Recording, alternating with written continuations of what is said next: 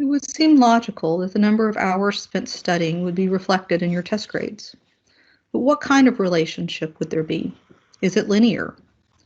That is, when you create a scatter plot where the x-coordinate is the hours spent studying for a test and the y-coordinate is the grade on that test, is it a linear-looking scatter plot?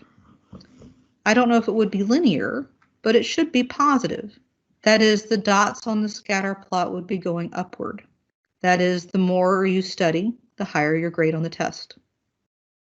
If you recall, I asked you after test 1 to tell me how much you studied for the test in the week prior to the test. I compared that to your grade on the test. The data is attached to this video on Blackboard, without names, of course. Also attached are one class's averages on problem sets 1 through 3 and their grade on test 1, as well as that same class's number of missed problem sets, mini projects, and chapter quizzes in the first unit with their grade on test 1. It should be no surprise to see that the better a student's average on the first 3 problem sets, the better their grade was on test 1. It should also be no surprise that the more missing assignments a student had before their first test, the lower their grade on that test. It also turns out, as the scatter plots show, that these are approximately linear relationships.